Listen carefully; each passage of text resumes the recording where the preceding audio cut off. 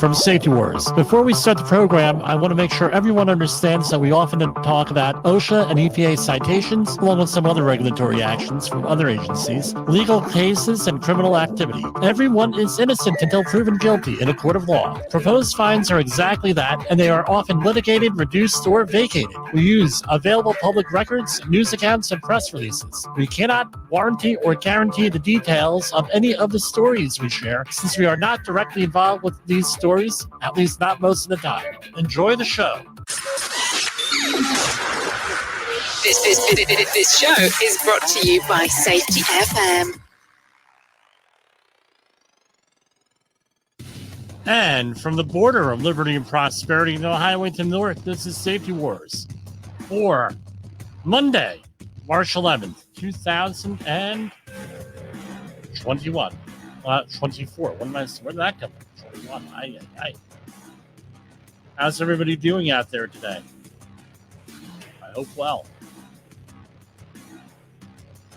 Checking out the streamers here.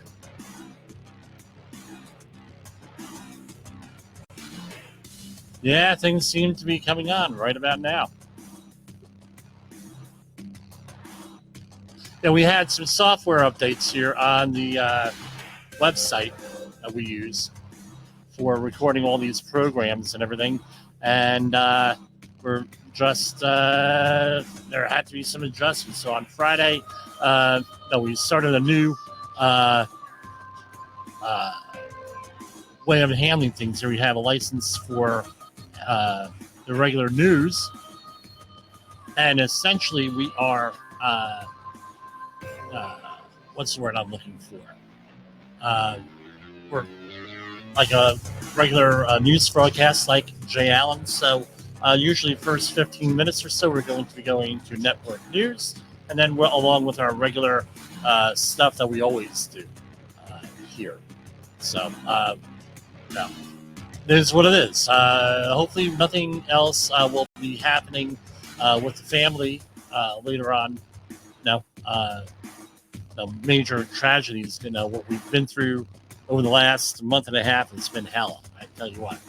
So if you're listening to this, chances are you made it through the most dangerous driving day of the year, which is the Monday after daylight saving time. I tell you what, it was rough this morning, getting up and everything else after they're messing around with things. And every November and every March, we get a lot of people out there talking about, well, they should change the law and everything else. And there was some pretty good coverage on this today on some of the things that I follow, right? With some of the programs I follow. One of them being is that in Canada, they have outlawed any of these time changes as long as the adjacent province or U.S. state outlaws the time change. And right now, my understanding is that some of the states do, some of them don't, and there's some legalities, but essentially there has to be an act of Congress to get all this stuff formalized here.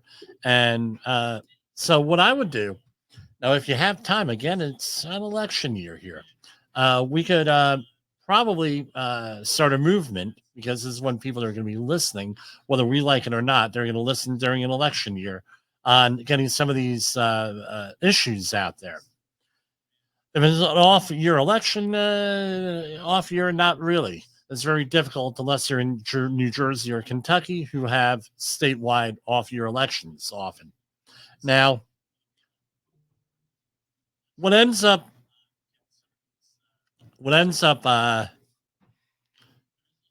happening here, now we went through this in September, the end of September.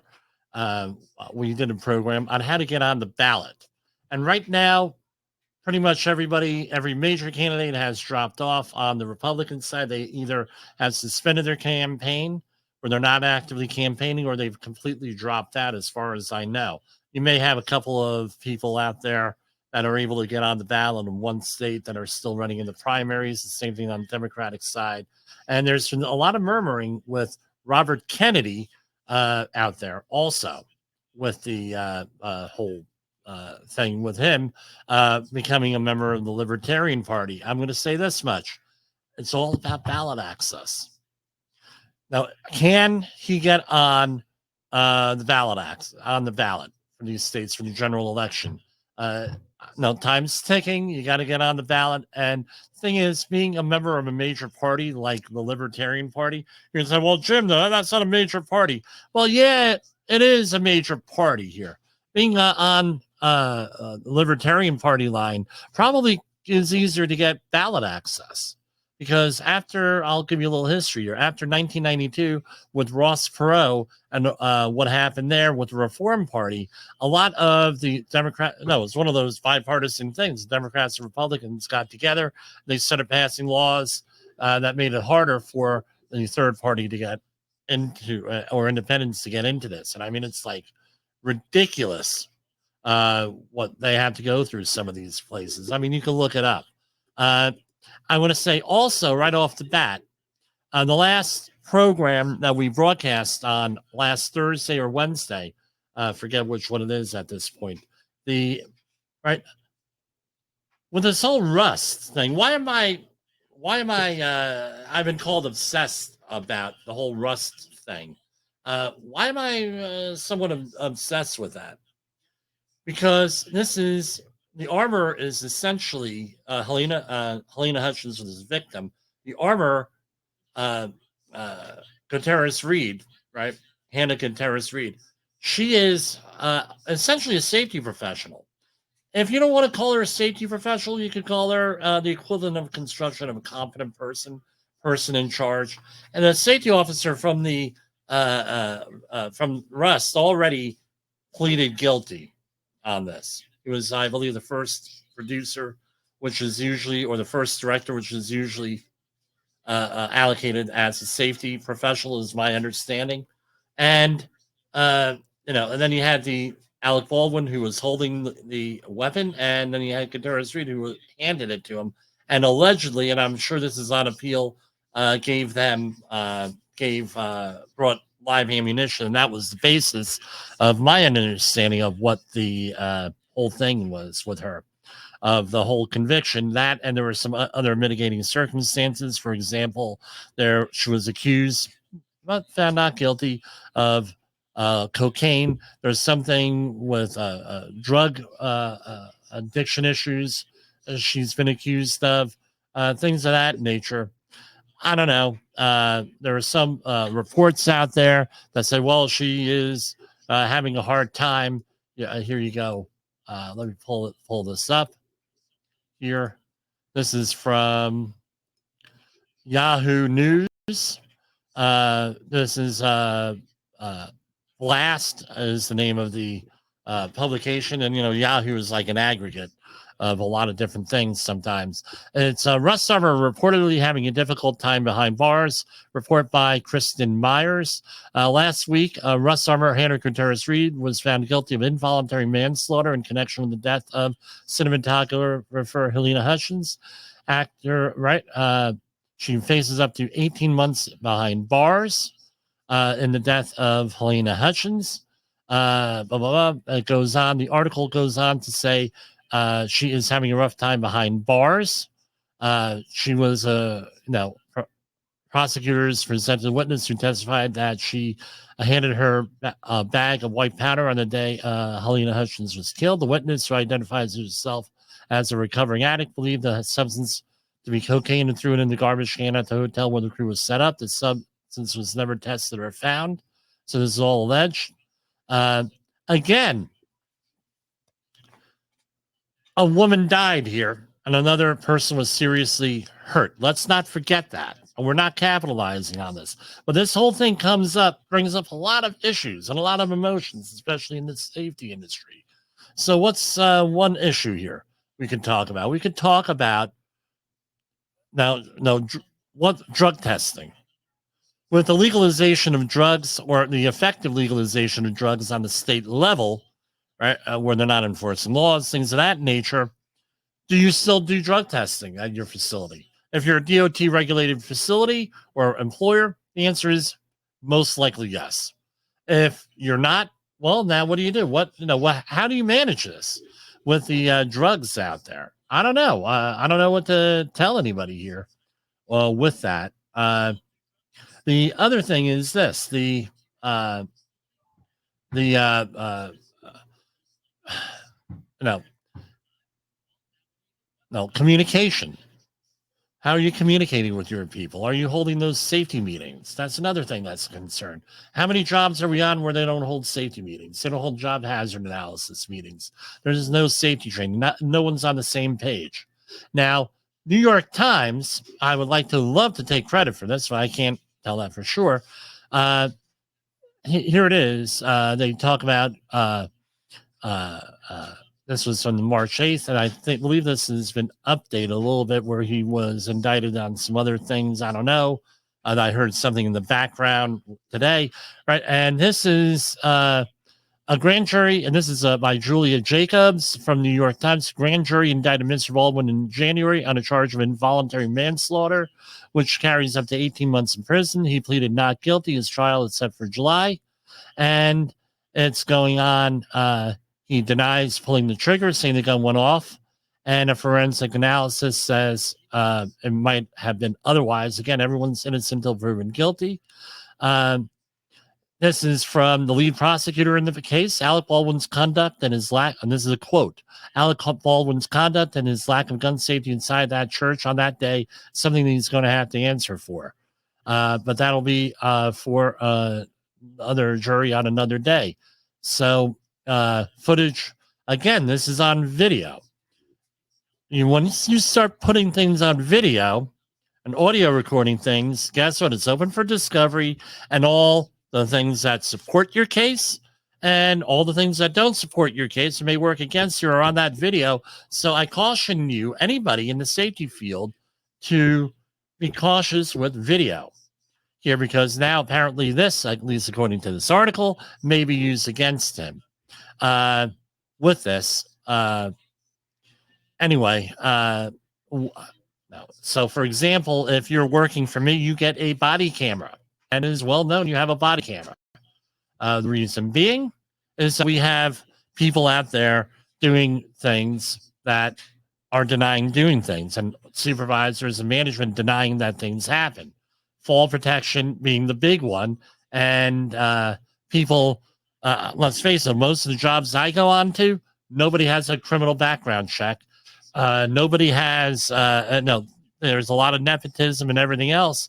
And if you can listen to the Rules for Radicals episodes we've done on this show, you get a lot of that used against you. And a couple of my clients will not accept any type of safety audit findings unless there is a picture, audio, or video.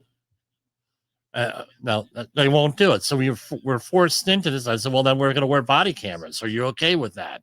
Well, I said, well, what do you want from me?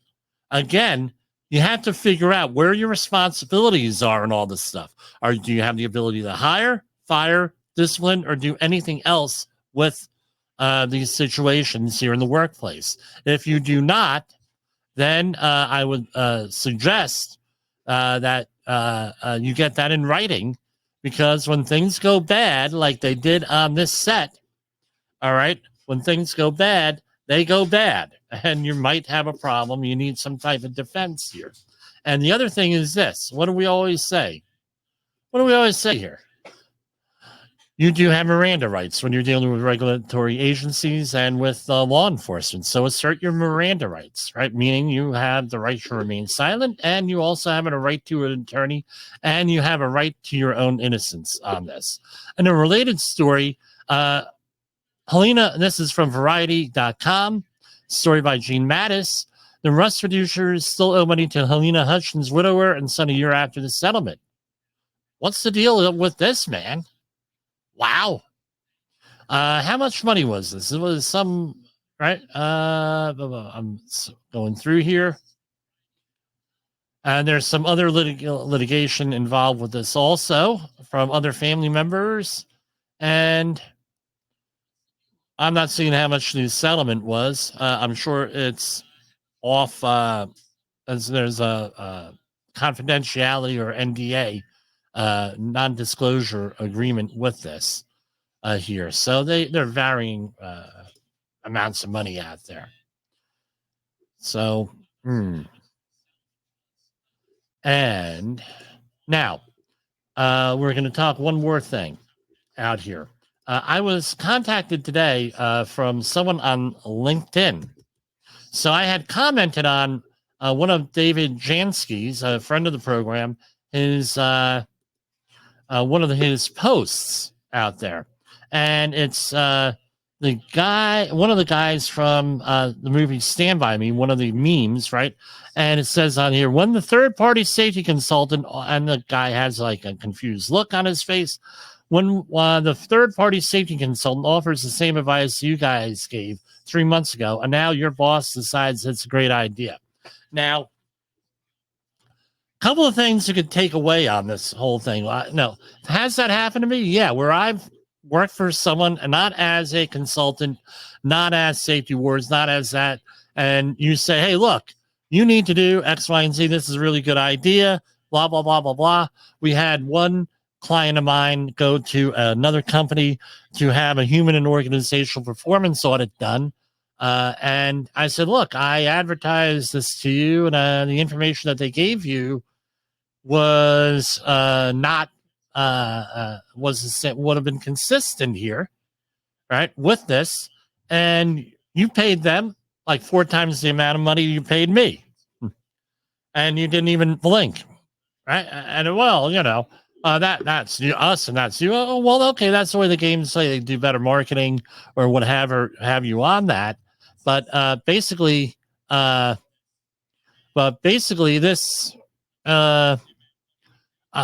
This whole thing, where they go, there a couple of things here now.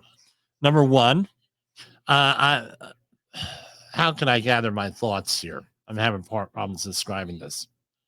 On one level, it annoys you that someone else got work that you should have gotten and could have done a better job on. Okay, fair enough. Someone that gets the job. Number two is a lot of the information that they derived on that audit was already known. I don't even think that you needed to do an audit with this. All right. And what happened was it uncovered another thing where the manager of the company was not, and the owner was not getting information that he was supposed to be getting. I mean, they came back with all this information where people are afraid to report things because they'll be fired. They get zero support from their management, the general contractor, and it went on and on and on, all the things that we normally study here. And again, because the person, the owner/manager used to overreact to things, guess what happened? Things got covered up. It's just one of those things, guys, here with that. And the other thing is this. If you're familiarity breeds hatred. Right? Even Jesus said this in the Bible, where a prophet is hated in his own land. So again, you go into this stuff, all right? They know you. Hey, they don't want to hear it from you. They don't believe you. Now, what do you do about this? Very little you could do unless you want to be antagonistic. And as we know, pain for pain doesn't really work. But what I would normally do is I would probably document my findings with this. The minute that I would find out that someone's coming out, hey, look, you could be the amazing Kreskin, right? Like they had on the old Johnny Carson show. Now, if you're young and you want to find out who Johnny Carson is, you can Google that.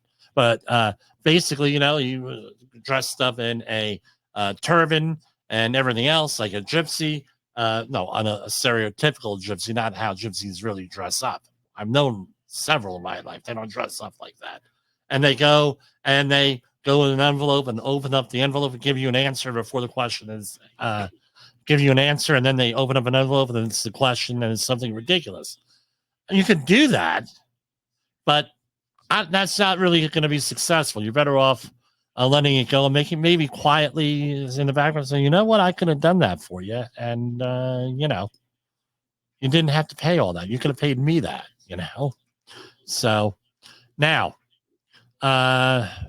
Let's go over and we're going to take a break and we're going to go to the network news stories. Hold on right here. In the professional safety community, communication and planning are just a few keys to your program's success. The question many practitioners have is, where do I start? Dr. Jay Allen, the creator of the Safety FM platform and host of the Rated R Safety Show, has built a global foundation to help you along the way. Go to safetyfm.com and listen to some of the industry's best and most involved professionals, including Blaine Hoffman with the Safety Pro, Sam Goodman with the Hop Nerd, Sheldon Primus with the Safety Consultant, Jim Pozell with Safety Wars, Emily Elrod with Unapologetically Bold, and many others. As individuals, we can do great things, but as a team, we become amazing. Dial into safetyfm.com today and surround yourself with a powerful force of knowledge and support.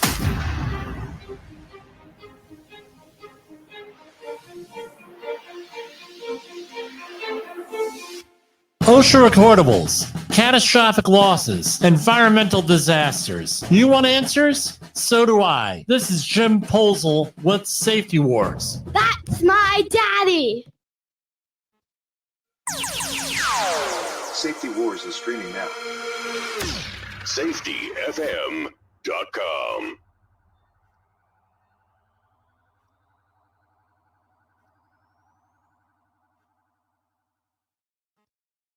And we're back with the Tech Roundup.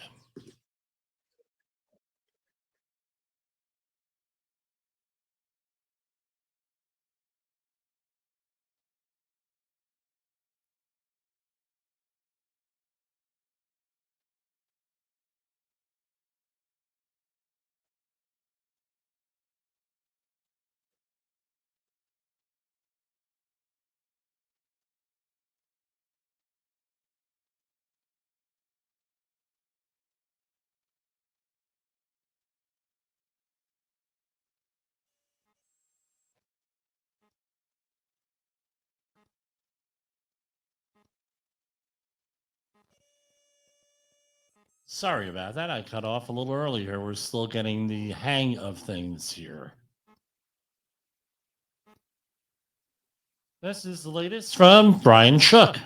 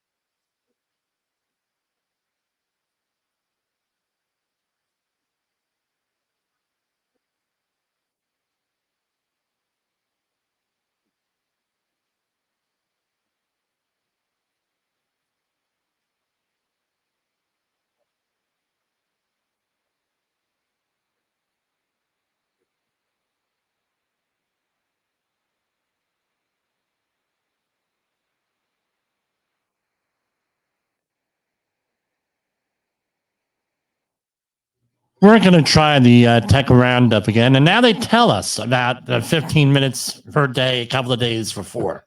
For daylight savings time. Aye.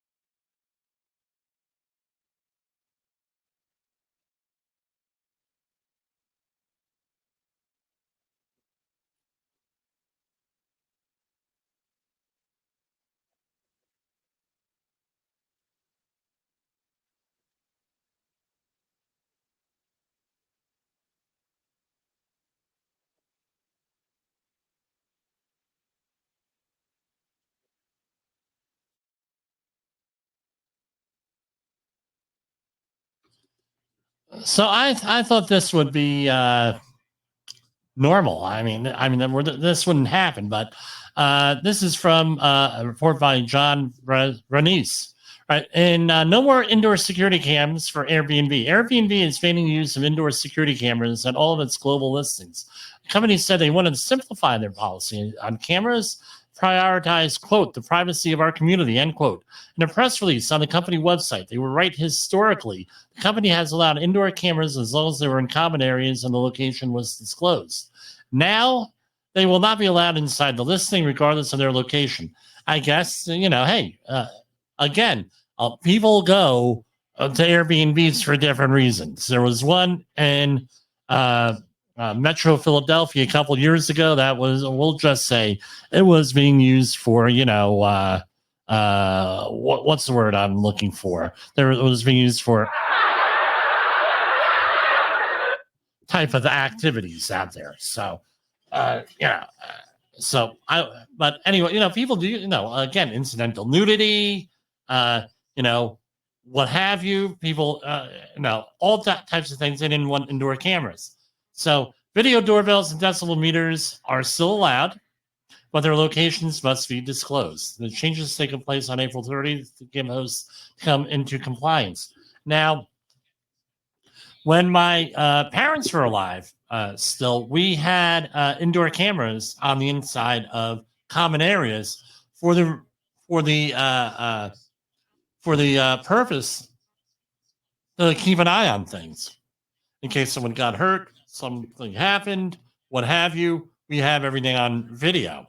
They're useful, but you can see where, and I made sure we kept that password secret and kept on changing it because you can see where someone can hack that camera and using default passwords, which people don't ever change their password, and now you have an issue.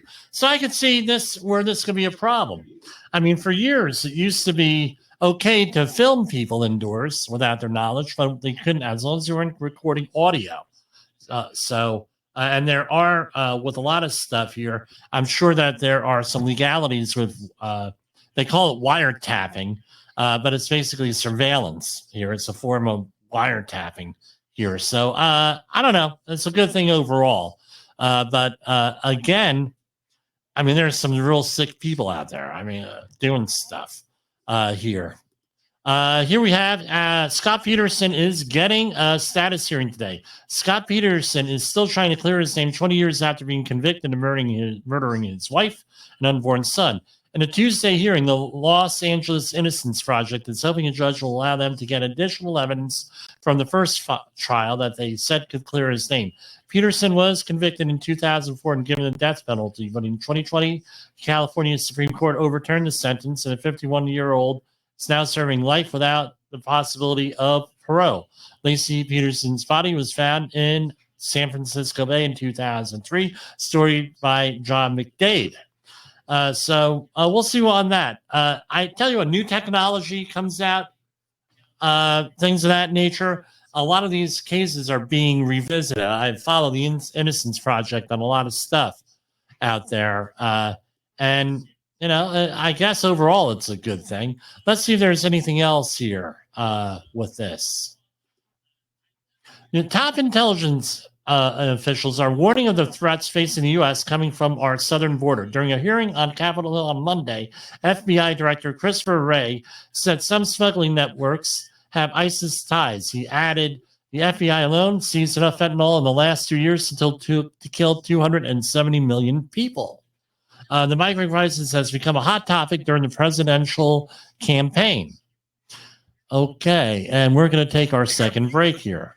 Is your safety training old, stale, and hackneyed? Is your safety trainer still preaching a warped version of behavior-based safety? How about safety training that actually addresses your hazards in your workplaces and is not standardized baloney from 25 years ago?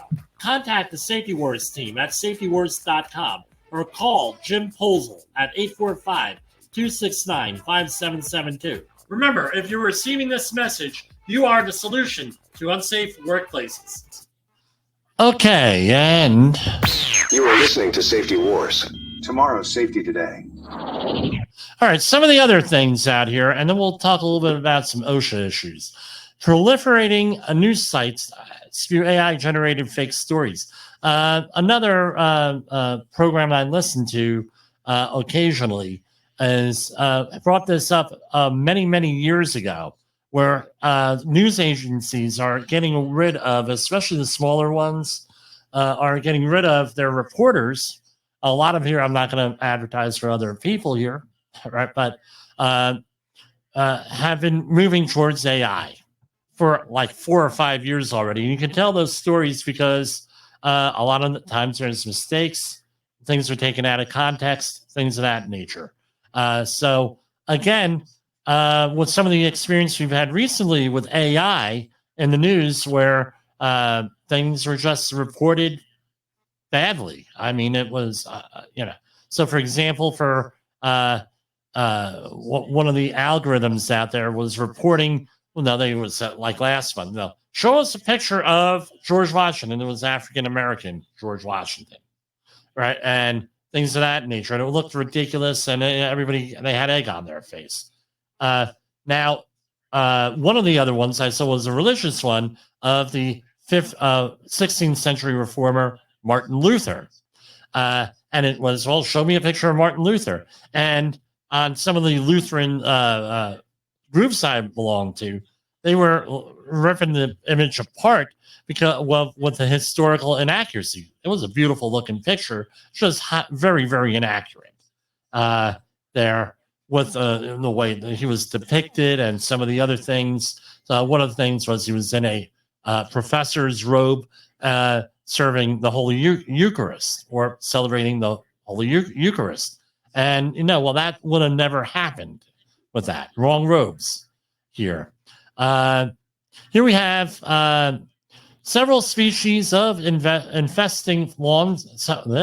Several species of invasive plants are infesting lawns across the U.S., but only start wreaking havoc on local ecology after a long period of lying in wait. Many of these species are capable of staying dormant for decades after being introduced in a new environment. This, according to a new paper in Journal of Nature, Ecology, and Evolution. One of these invasive plants is the common lawnweed, Plantago incanaleata, however you pronounce it.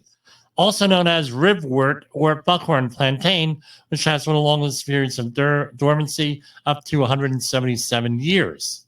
So again, invasive species, really a problem, outcompetes regular species out there, the endemic ones. This one out of Atlanta. Young men, and this is from NBC News, young men say were drugged, kidnapped, and robbed of thousands at Atlanta bars. So 8 men say they were robbed after criminals gained access to their phones to transfer thousands of dollars out of their bank accounts, largely via mobile payments.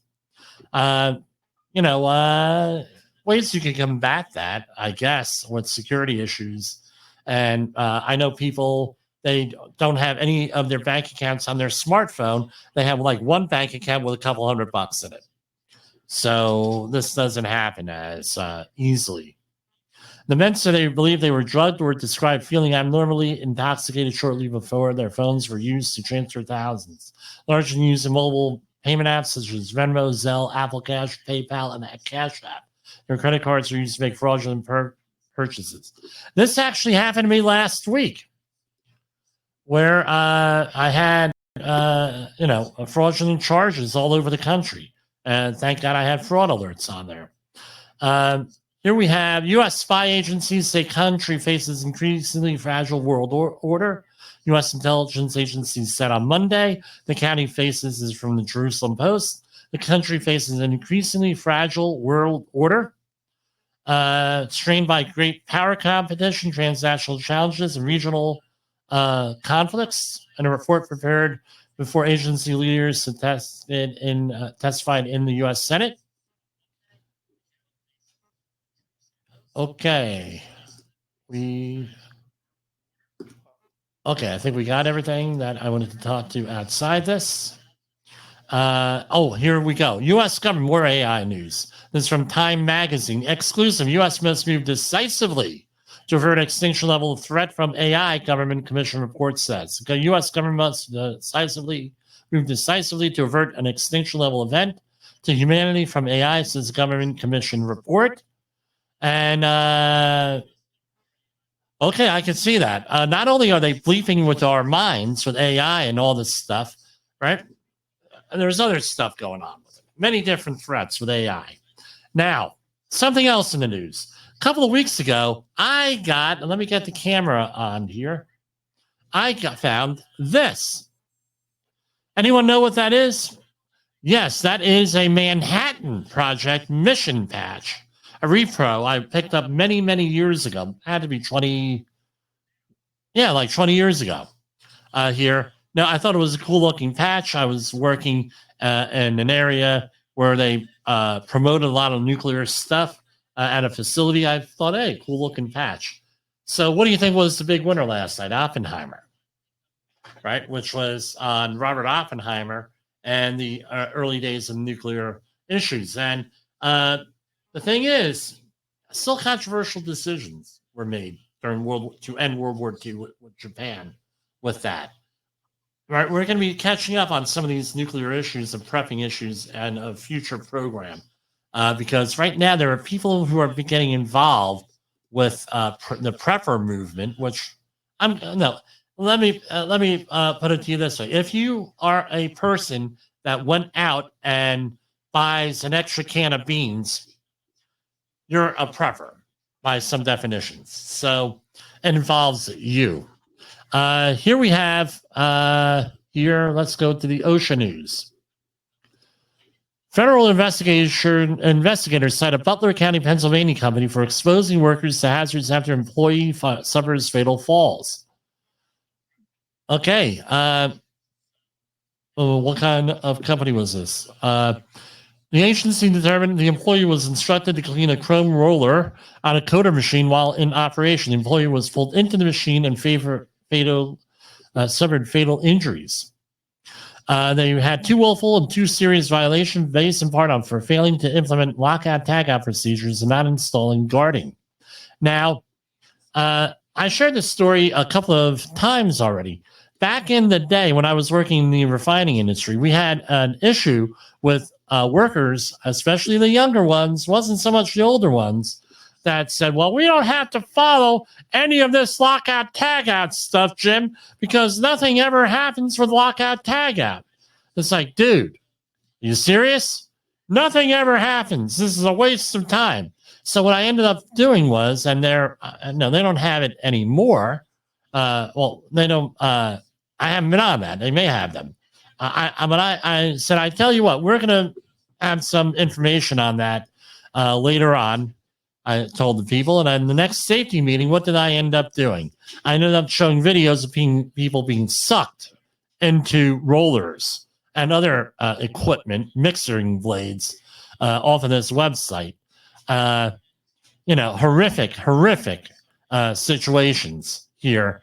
And then they say, well, I guess it could happen. And then we never had a problem with lockout tagout again.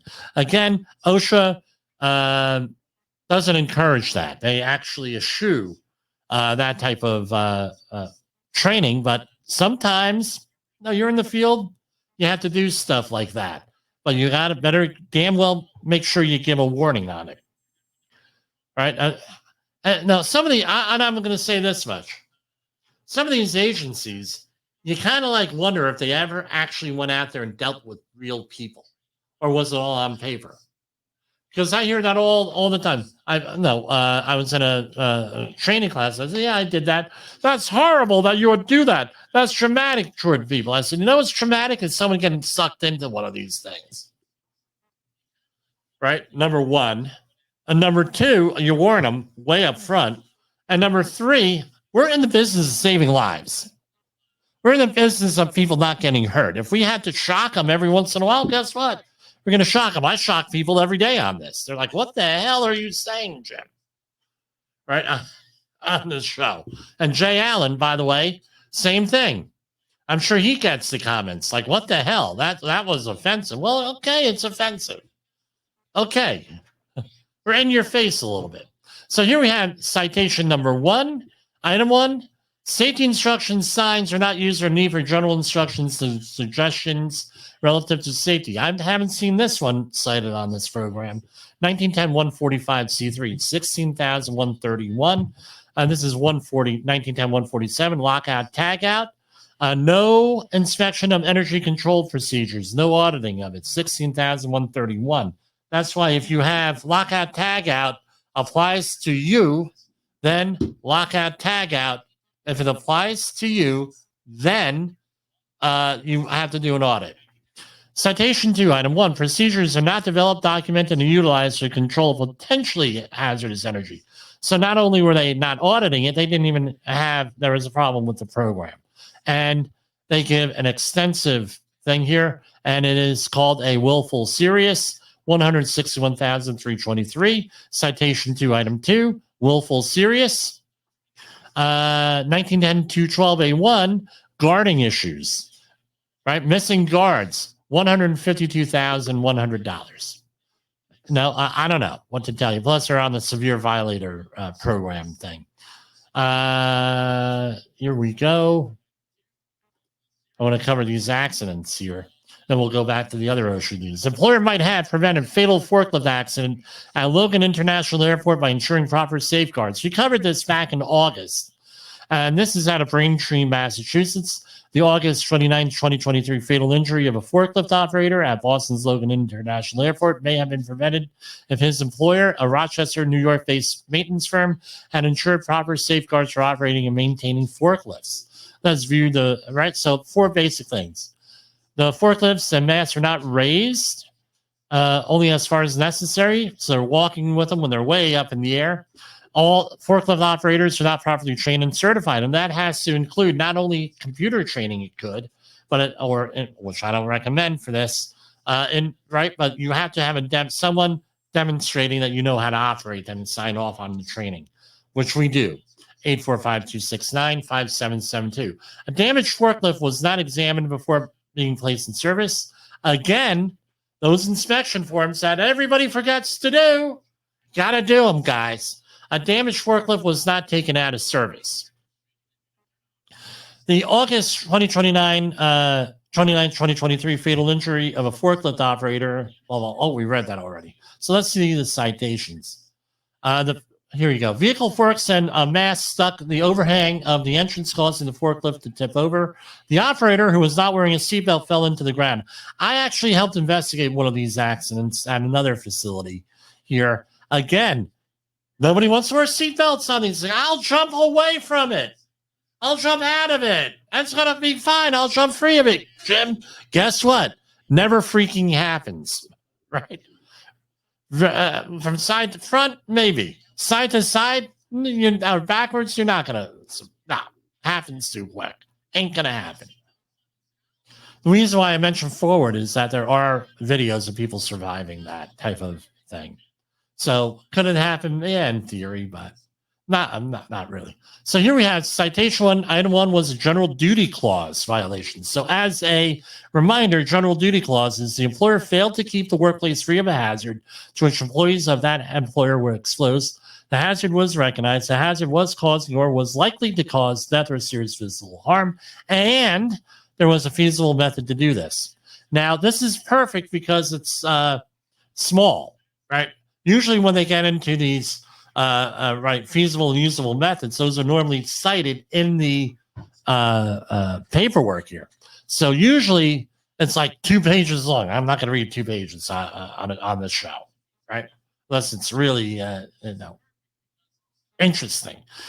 So outside of Terminal C, Gate C26 at Logan International Airport, an employee was exposed to rollover and crushing hazards while operating a forklift without wearing a seatbelt.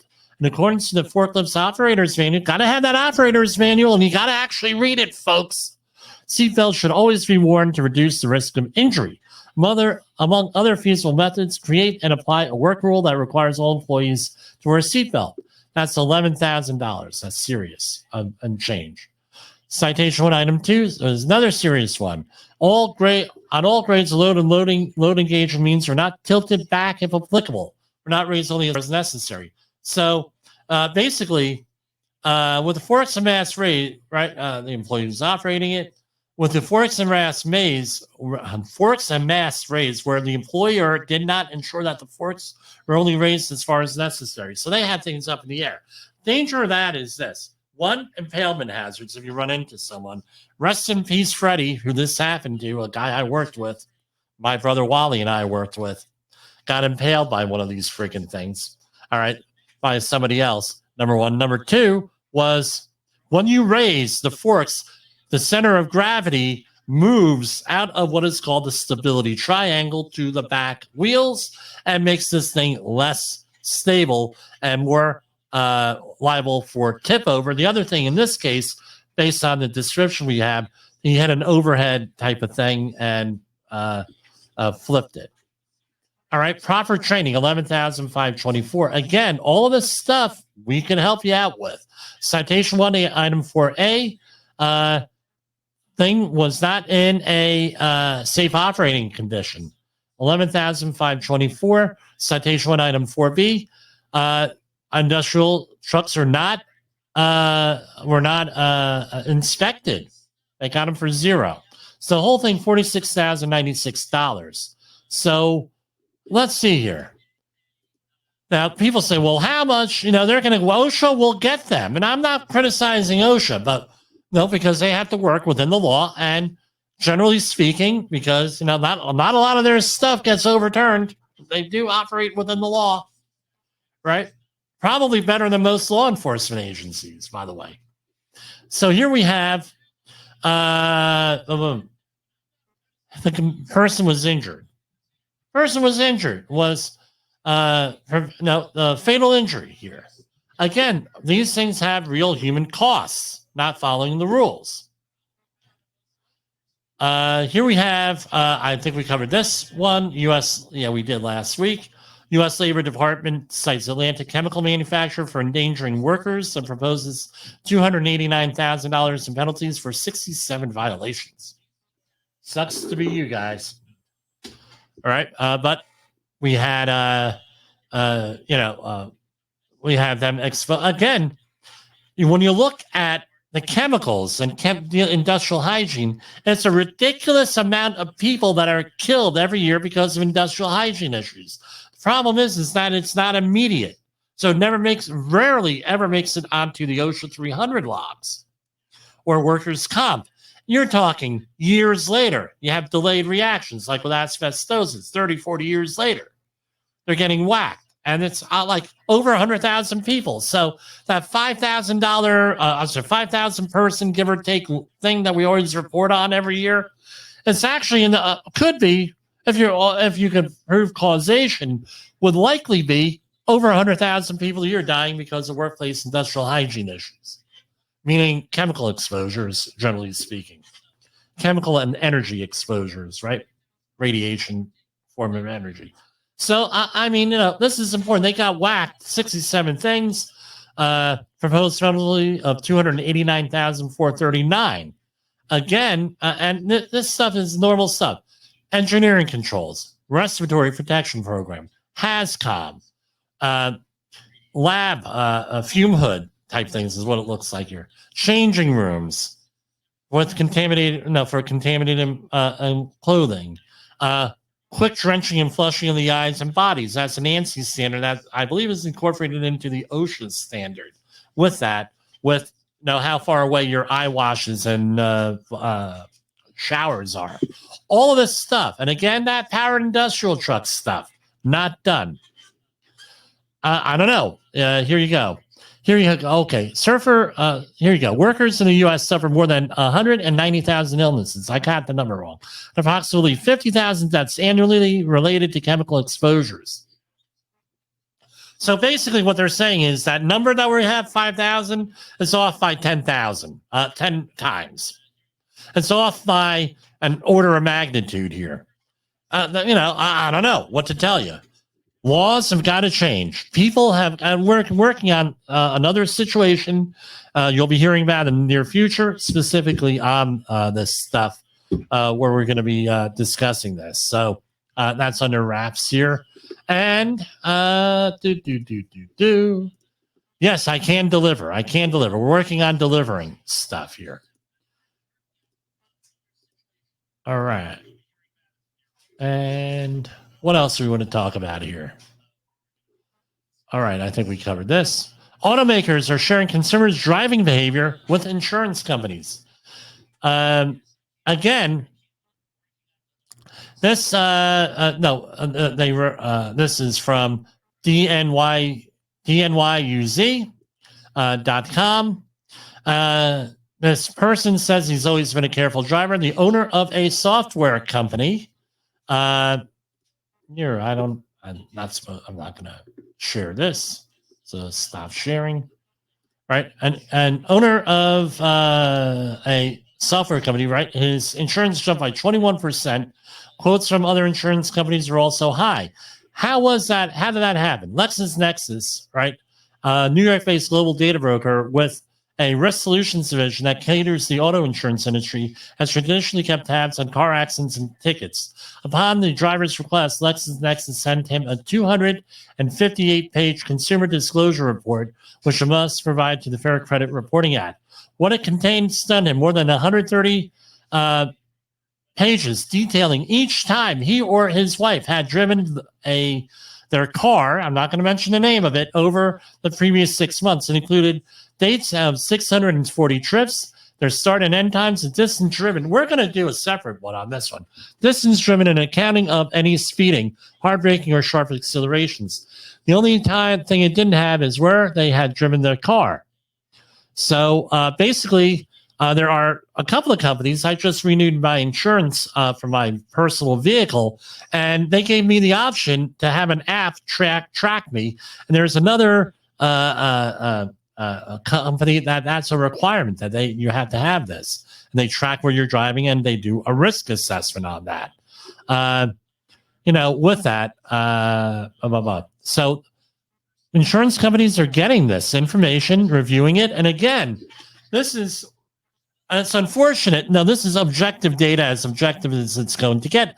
However, objective data does not mean that the data is in context. Here. Okay, you stopped short. Perhaps you dropped short to avoid getting into an accident. Yes, you sped up. Maybe you were speeding up to get away from that drunk driver 2 cars over.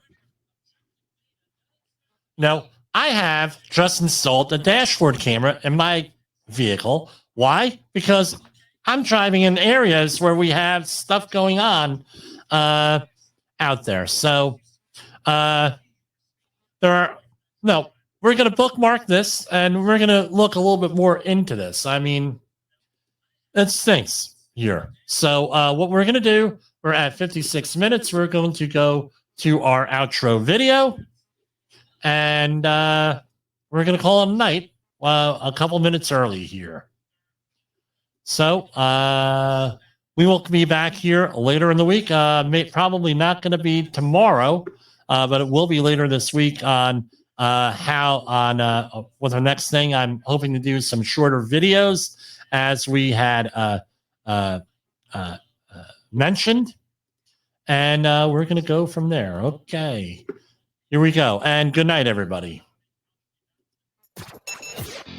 The views and opinions expressed on this podcast are those of the host and its guest and do not necessarily reflect the official policy or position of the company. Examples of analysis discussed within this podcast are only examples. They should not be utilized in the real world as the only solution available, as they are based only on very limited and dated open source information. Assumptions made within this analysis are not reflective of the position of the company. No part of this podcast may be reproduced, stored in a retrieval system, or transmitted in any form or by any means, mechanical, electronic, recording, or otherwise, without prior written permission of the creator of the podcast, Jay Allen.